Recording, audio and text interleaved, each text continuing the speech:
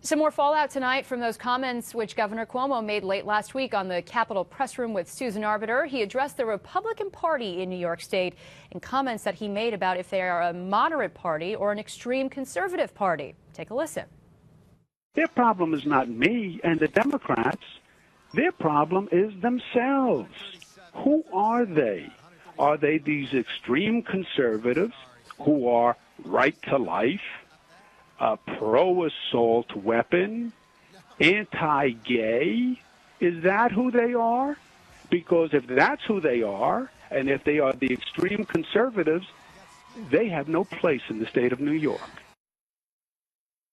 So those are the comments we're talking about, still getting a lot of negative attention. And joining us now live is our political analyst, New York Post state editor Fred Dicker. And Fred, those comments made on Friday, it's amazing. Still a front page story here in New York. I was out in Florida over this long weekend, and people there really just catching wind and, you know, hearing comments now, critics from all over the country really seizing upon these comments. That's absolutely true. The governor of Louisiana, Bobby Jindal, today in the New Orleans newspapers inviting so-called extreme conservatives to come to Louisiana, saying they'll be happy to have them. And you're right, whether it's the New York Archdiocese and Cardinal Dolan, which had a very strong statement on this, or even the liberal commentator Alan Combs condemning the governor for intolerance, this is resonating across the country. And I think people might find it interesting to know, I heard from a business leader who said for all the tens of millions of dollars the governor is spending of our money across the country on radio ads and TV ads claiming that New York is open for business, Cuomo, he argued, has done more damage to New York State because conservative business people who are pro-life, or maybe don't believe that same-sex marriage should be legalized or favor more liberal gun ownership, are going to say, why should I come to New York with a governor who's condemning what I believe? So I think the governor is clearly on the defensive over this. He's claiming he really didn't say what everyone knows he said.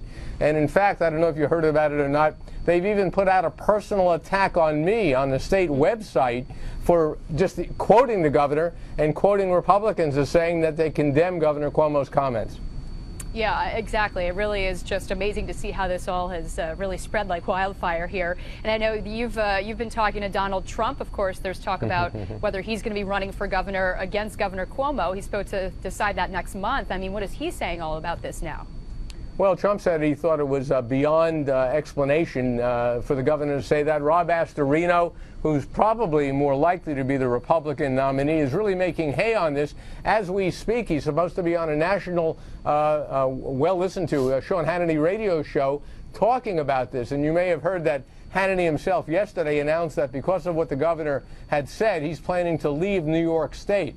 And he's got a lot of millions of dollars to take with him that New York will be losing the tax benefits from, for sure. And the GOP chairman, Ed Cox, has called on the governor to apologize. I guess at this point, A, would it happen, and B, would it help? Well, it might help. The governor, I think, is not likely to apologize. He's standing by what he said, or he's denying that he said it, which I think is the most amusing part. Since this is recorded and anyone can listen to it, there is no question that he took people who have very mainstream views. I mean, being pro-life or against abortion is not an extreme position. Believing that traditional marriage should be right and same-sex marriage is wrong is not an extreme position. And frankly, the gun laws, say, in our neighboring state of Vermont, they're the most liberal in the nation, and they even have a socialist U.S. senator. For someone to say that they like Vermont's gun laws rather than Governor Cuomo's SAFE Act is anything but extreme. Yet the governor, using a classic technique used by bullies and worse historically, is trying to marginalize people who don't agree with him. And I think this is going to stick with the governor for many months and maybe even years to come.